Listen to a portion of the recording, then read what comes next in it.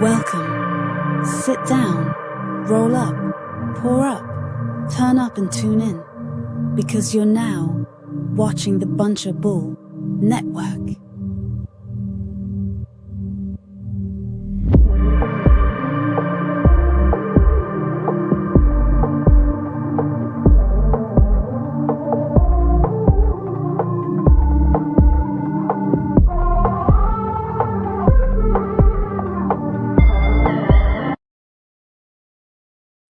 Yo, what's good, y'all? Welcome back to another episode of The World We Know. I'm your host, Greg Lamont, and thank you for tapping in. Make sure you have your blunt ready, your drink ready, spark up and sip, and get ready for some good conversation because this is The World We Know.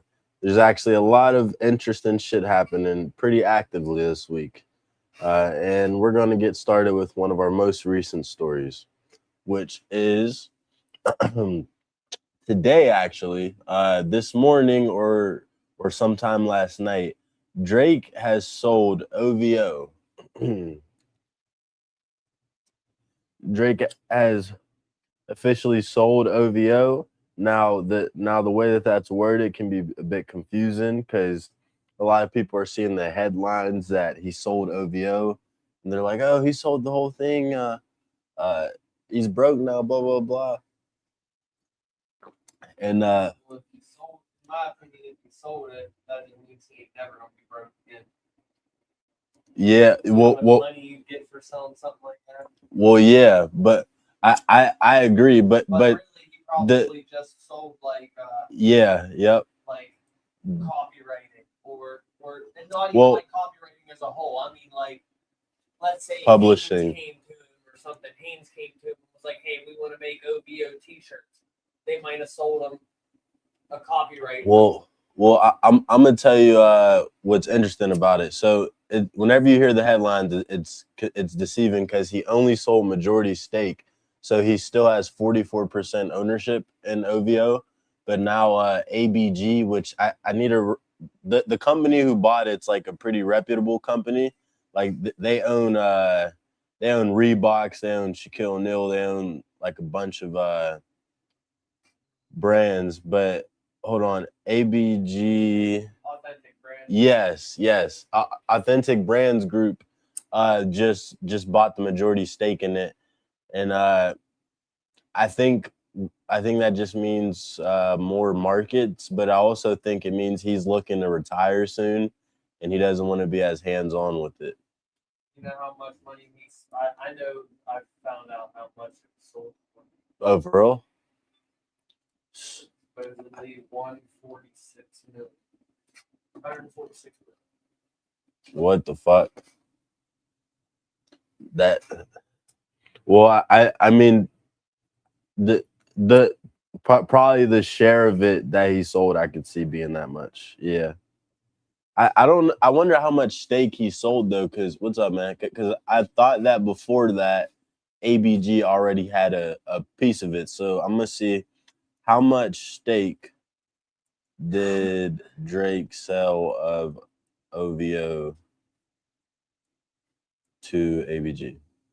And here's the big thing about that shit though, is like, you would like to think, like, as a fan and knowing how much, not that I'm a fan, but just saying in general, like, as a fan, knowing how much money Drake got or has made off of this, made off of that, blah, blah, blah, you would think OVO is worth a lot of money. Right.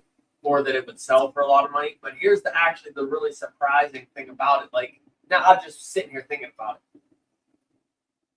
What, like, now there's some. There's like the Nike OVO collabs. Like, there's some shit out there. But what products, other than Drake's music, does OVO offer? Right. Right now. Like, you know what I mean? Like, what could you go buy from OVO right now? What kind of service does OVO offer right now? I'd say OVO has no product that is in mainstream markets, but like they only have like your expensive products. Like they have OVO Nocta, which is a Nike collaboration. But that's not the those are collaborations. Right. That aren't a 24/7. Yeah. Like you might not be able to buy that right now. Right. You mean you might have to wait for the next release? place for it to come out before you can buy it. Yeah. It's just like limited drops and You know what I'm saying? and yeah. So with that being said, respectfully, and I won't say this in a disrespectful way, Right. his brand or anything. It's not disrespectful. Worth a whole lot in the sense of like, it ain't no $500 million. Right. It ain't no, you know what I mean? And they don't have. In reality, it's almost like selling a like Drewski Entertainment that we have around town that does all the concerts and shit. Yeah. Like the only thing that you're selling at that point is a name that people know and trust. If you aren't continuing to do what they were doing, you're not going to get anything from it. You know what I mean? So like with Drewski Entertainment, hypothetically, they're only worth as much, or they're only worth X amount of money if they were to sell the company or whatever. They're only worth X amount of money because they themselves don't offer any products. They're only good whenever they book a show. Right. You know what I mean? Their product is them booking a show for a place. Yeah, I agree. OVO is a lot more digital real estate than it is any like physical product. Yeah, but I feel like I feel like that's the reason that he probably sold it though, because I think he probably realized that there's nothing real there. He can actually get real money for it. Yeah, cash out now, but also I think keeping as much of it as he did. He also it's kind of like Bezos or Elon or somebody like, well, a bit different, but they don't own them. They don't own. Well, I think Elon does own majority, but Bezos doesn't, and a lot of those people don't own a majority, so that their company can become like billions of dollars. Like they would have never done it on their own. So I think that possibly it's to tap into more markets, but what I think it really is like we're saying, he's cashing out because I think he's going to retire soon, and he wants somebody else to carry the brand. I think it was sell majority because we have no product. These people are going to start making product. Like we might get a full-on OVO in Walmart line next year. Yeah, Walmart or some shit. Next year, you might be able to go buy like, and this is purely hypothetical, but like how Carhartt does workman's clothes. There might be all OVO line, like leather jackets, leather hoodies, leather, you know what I mean? Whatever it is. And it, you know, so I believe it's probably like, hey, we have no products and we can actually make this much money off of it. And all we did was say the name OVO in songs and build up this. I mean, they didn't do much to build it up. It all came naturally because of who he was and what happened. You know what I mean? Yeah. I mean, it is damn near all valued around music and its festivals and that type of shit. Sell product wise came off of a collaboration that he wouldn't have got if he wasn't as famous as he was.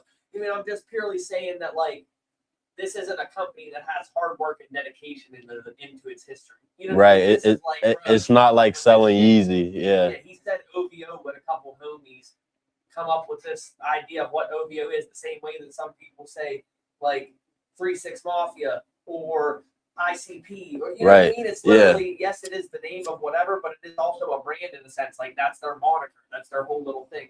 Right. It just happened to turn into like this bigger thing. Right. Yeah. So you sell it. These people buy it. They start actually putting out products. So then what happens? The value goes up because now we actually are putting out products consistently. Right. The value goes up, and he owes 44% still, so he's still getting a check cut to him. Right. Yeah. So he made a bunch of money. Then this company comes in, starts making products. He's going to make even more money because of that. Right. Exactly. And I think it was a smart long-term business move, and I think he's making moves to keep himself. But I'm not sure, but I'm assuming to keep himself independent wealthy independently, away from labels and shit with like stake and everything else. But you never know. It could just be he sees it at its peak and just getting rid of it just to do it while he can. But yeah. You know how we'll know if he's retired? If we start seeing him downsize things. Because this is what happens. Everyone has to like just be honest with themselves that like none of this shit lasts forever. You know what I mean? Yeah. You can't have 15 houses that are all multi-million, like $20 million mansions, $11 million mansions, ranches and shit. You know what I mean? You can't have all that shit. Like some of the he bought a $300 million ranch. Like he might have and I bet you that ranch probably costs easily $30,000 a month just in heating. Yeah. Just to keep it heated and shit. You know what I mean? Yeah, it used to be like a kind of like a Nemacolin he bought. Yeah, so But it's like, if it costs X amount of money to fucking heat that bitch a month, and yeah, you might have millions, but I mean, come on, now do the math. right. 30,000 times 10, that you're already at million. Yeah, That's $3 million a month just in heating bills for 10 properties. 10 properties. yeah. That's not all your car payments. And we're talking, he wants to live, hypothetically, everyone does, wants to live till you're 80 something. Bro, you won't financially. You won't. It don't matter if you have $1 billion, still having that type of lifestyle, you will not live till the day you die. It's not possible. You know what I mean? I feel you, but I don't think that I mean all this is hypothetical, but I don't think that Drake's gonna ever really have. I don't think he's gonna retire with money issues. Maybe in his old age, but he'll have money issues. That's the thing, is no one thinks they have money issues because they got fucking millions and millions and millions and millions.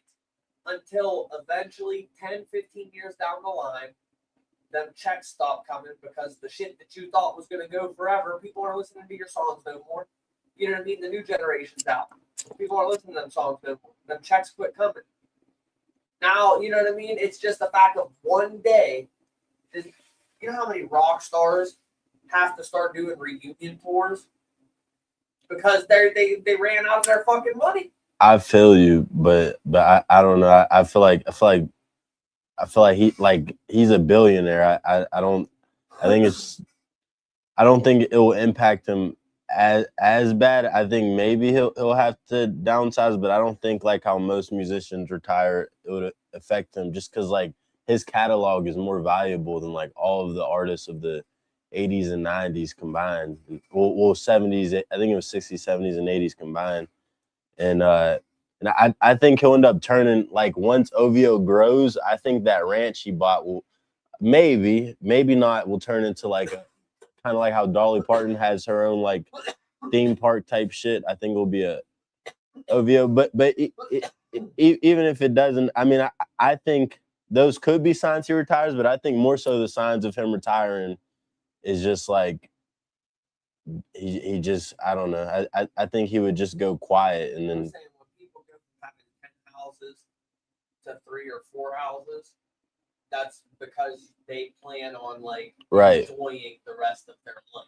Right. Not rushing to make more cash or trying to go make this business meeting, or you know what I mean? Like, yeah, I feel you. When he decides to retire, do you think he's gonna still want to go to these business meetings?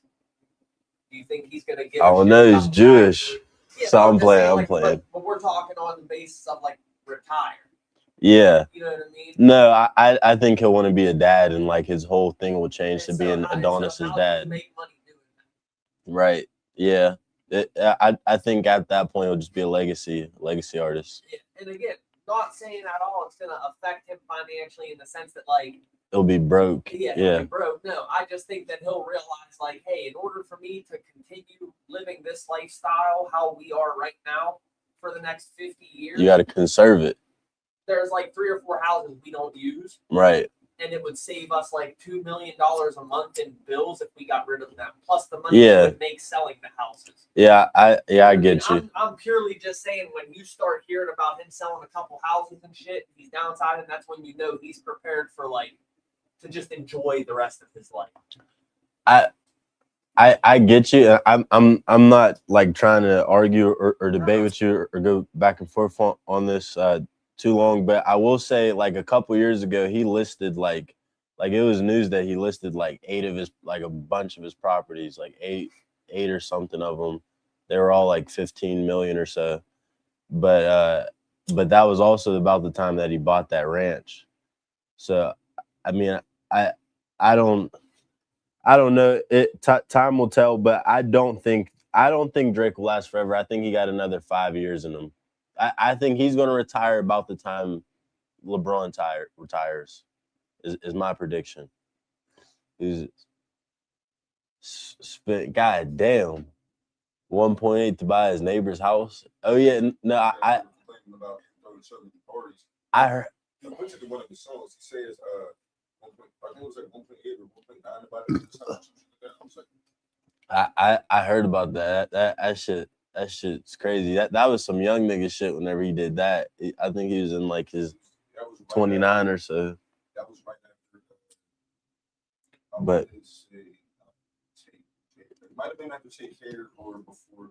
Yeah, Before nothing. man. I wish I would have knew he was coming by. I would have definitely got you on here. But yeah, speaking of Drizzy, in other news of Drizzy, there is a hint to an album being released called FOMO, Fear of Missing Out. And the speculation started because one of his members tweeted the summer's ours, the winter too, FOMO 26. And then Drake just posted a photo of a CD blank that said FOMO on it on the same table where that he showed his 3 hard drives, saying that he had 3 albums dropping. So it's believed he will be dropping another album this year called FOMO. And there's many debates on what it means. Like maybe it means like the label's missing out on his first independent album. Maybe it's other artists missing out on numbers. Who knows? But all I know is that there is more music coming this year, and yeah, it's been a dominant ass fucking year as usual. But yeah, we're gonna see what the fuck comes this year, and is it gonna oversaturate? Because he just gave us a lot of fucking sounds, which is crazy. Because right now, Iceman is still the #1 hip hop album on the charts, and Habiti is still the #1 R&B album.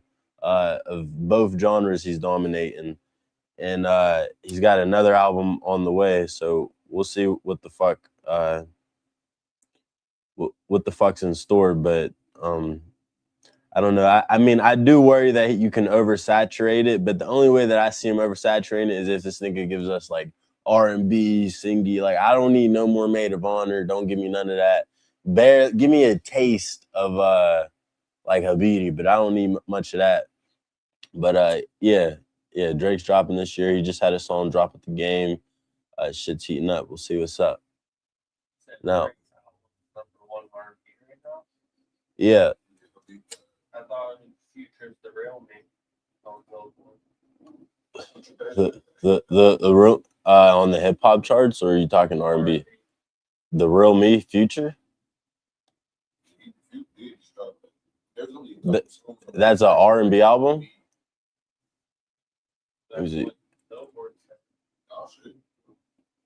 Well, maybe it was last week, but let's see. I didn't know Future made R&B. I knew he featured on R&B rapping, but yeah, I know he raps on R&B, but let's see.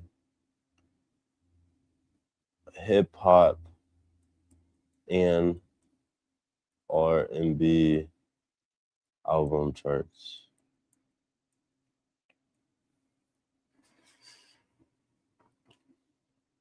Is The Real Me? No, never mind. That's the one that dropped like a month ago, right? Ain't it?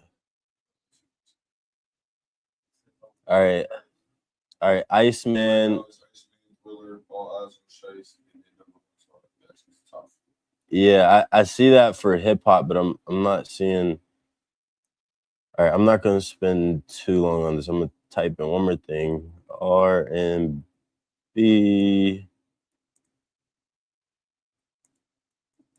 charts.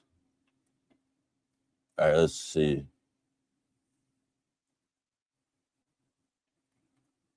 All right, it didn't tell me anything. I know I could go to the Billboard website, but the Billboard website's always glitchy. That's the most #1 on top. I'm looking at right now is still Iceman and both R&B and rap. Yeah. Well, I matter of fact, I should have mentioned Shiesty's shit, but I'm gonna play and I'm gonna hop on here next week and talk about it. But yeah, there's some good music dropping this year for anybody who hasn't tapped into that game project I mentioned last week, make sure y'all tap into that. Have you heard that? What you don't? Been more on the Skilla Baby tip, bro. That Okay. thing is crazy. Okay, he just dropped. Yeah, Or he just dropped 2 okay. days ago. All right, Skilla Baby Price of Fame just dropped too apparently, but yeah, a lot of interesting shit happening. Now, also in the music world, another legend who just dropped. I'm sure this won't really get much headway or coverage, but absolute legend Prince just dropped unreleased Vault album called Timeless. I believe it's called Timeless. If I'm not mistaken, it just dropped this morning, and yeah, I mean, I hope Prince gets his flowers and some love, and hopefully charts with the album. But a lot of heavy hitters dropping this week. A lot of heavy hitters, a lot of new music. I was scrolling through the Apple Music new music playlist this week, and there's a lot of new artists that I was peeping. So it's exciting that hopefully the gap in hip hop will get filled up within the next year or two. But yeah, interesting shit to come. Interesting fucking shit to come. You said Michael Jackson Thriller was one of the top 3 albums still? Fucking crazy to think about, y'all. Crazy to think about. Now, before we get into any further topics, make sure y'all tap in every single Friday at 4 p.m. for The World We Know, every single Friday at 6 p.m. for Stash Spots, and every single Saturday at 8 p.m. for Marley's State of Mind. Be there every single week. Have your blunts ready. Have your drink ready. Make sure you're sparking and sipping. And let's get into some good shit each week. Make sure you're there. Bunchable Studios. You can catch us on YouTube, Facebook, Kick, Twitch, and Twitter. It's Bunchable Studios. Make sure you're there every single week. But yeah, a lot of crazy shit happening in the world. Now let's get into some real world shit. Not that music isn't real world, but some real world shit. Let's start actually with the Nepal floods. There was a big flooding, like fucking unforeseen flooding in Nepal this week. Believed to be caused from a dam being ruptured.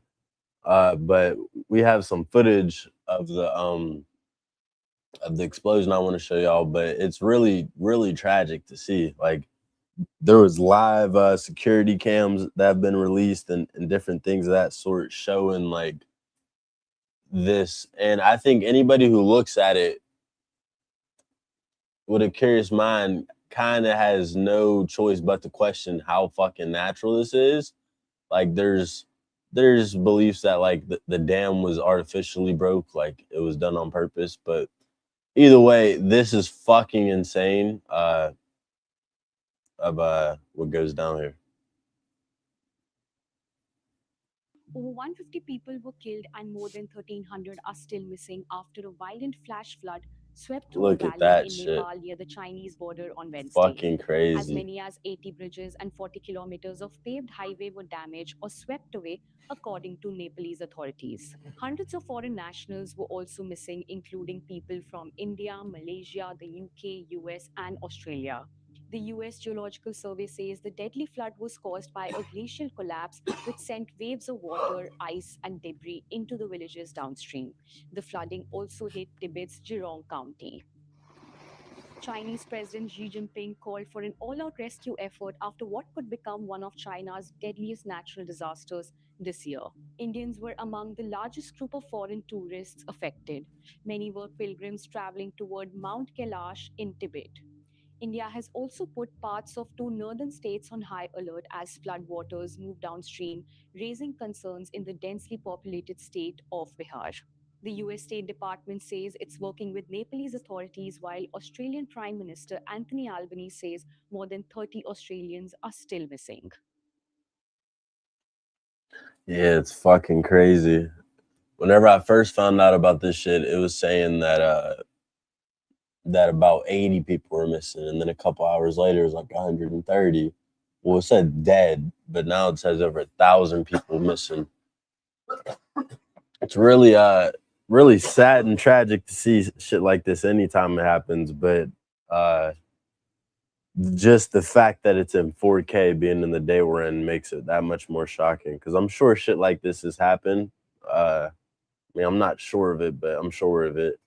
And it's just fucking horrible, because not only was it water that like came and swept the people in their houses, it was a mudslide. Like, it was like the houses are just drowned in mud. Like, there's no saving any of that shit. It's all pretty much cooked. And just how violently it came in, like you got to feel for the people and their families, and just the entire village that got swept away. So, you know, thoughts, prayers, feelings, vibes for all the people over there dealing with that shit. I know that cannot be easy to fucking rebuild or deal with, but you know, this too shall pass. But now, in other worldly news, there is ongoing right now. I don't know if any countries are currently being hurt or affected by it yet, but economic D-Day. Now, I'm sure I will be giving you a much more in-depth breakdown of this next week, as this is kind of a sporadic operation by the administration right now. But pretty much Scott Bessent announced Economic D-Day. Well, it's actually called Operation Economic Outcast, but it's being referred to as Economic D-Day. And pretty much what it is it's sanctioning and adding more tariffs to any country who has any type of diplomatic ties with Iran, to increase tensions, to cut ties and add more economic stress to Iran. Now, this is kind of coming as our last resort and a last pressure point for the Iranian regime, being that we've already bombed them over 30,000 times in a month. We've tried everything, and yet we're the ones who are dealing with more pain financially. Now, yes, the Iranians are struggling financially. Now, the big difference that you have to look at with it is they've been dealing with this for about 50 years of sanctions from us, and 30 years of super intense sanctions from us. And on top of that, if you kill a country's leader, they're gonna band together because it's it's existential crisis. Like, it's do or die. Like, if you kill our president, like, even if we don't fuck with the nigga, we're probably gonna revolt and try to kill you, because we ain't gonna let you just come and take our shit. So that's pretty much where we're at with it. So some of the countries who are a part of this economic D-Day is Dubai, the UAE, of course, which has been just come out since the start and said we are cutting all economic ties with Iran, because for those of you who don't know, Ukraine is the breadbasket of Europe. Ukraine makes most of the bread and a lot of the food for Europe. And now, in that same sense, Iran is the breadbasket for the Middle East. They are pretty self-sufficient food-wise, and they supply a lot of the Middle East with bread and other food supplies and such. And the UAE buys a lot of their food and produce or whatever from Iran. Now, the UAE is being forced to cut ties. Other countries who are being pressured is China, India, and there's like 4 or 5 other ones that I can't think of off the top of my head. But yeah, we'll see where this heads to. I mean, it's kind of a clever move. Like, if you don't have many moves left, it's kind of smart to try to do this before you say, hey, we lost, because we did lose. But, you know, I don't think it's going to be very successful, being that this is nothing new for them. They've dealt with this shit for so long. So, yeah. Operation Economic D-Day. We'll see. Is it going to be a success or a collapse? Yeah, kind of necessary success for Trump right now. As my next question is, can he turn around his public perception at this point? Now, he's always, since his political career, I'd say at least, been a great divider. Now, a lot of people call Obama the great divider, and I feel you, but Trump has absolutely fucking divided the fuck out of the parties and the country and radicalized it. But the thing that's so sad to see and watch is that he did regain the people, because we're in such a fuck state right now. The people were kind of like, hey, like the government went against you, tried to put you in jail, everything else. You were saying all this shit. You kind of did a lot of it your first term. We got you. He stood on that. He seemed like he stood on it. His first year, he did a lot of interesting, good things that I mentioned on here. But then he did the absolute biggest betrayal of all of his promises, which is start not just a new war, but a stupid war. It's the same dude who said the Iraq war was the dumbest choice any president has ever made, out of his own mouth during a presidential debate, sitting here taking us to the Iran war, which has already been lost in a matter of months, and caused global stress. Like the Iraq war was horrible, yeah, and the world watched like this atrocity happen and all this shit for no real weapons of mass destruction. But the difference is they watched. This one, everybody's pockets are being hurt because we're fucking with everybody's energy and oil. So it's just kind of stupid. It's not just kind of stupid, it's really stupid. And excuse me. And the question is, can he turn around his public perception despite all the bullshit? I think the absolute only way that this nigga turned around his public perception is to cut ties with Israel and stop sending money overseas and invest it full-heartedly in us. We just saved Japan. We just saved their currency.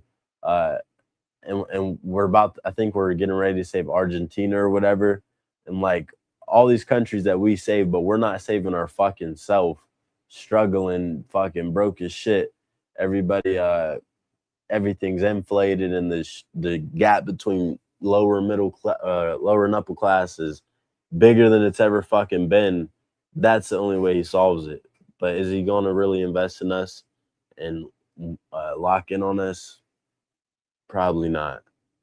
So the question of, can he turn around his public perception? Say probably not. I don't really see it happening.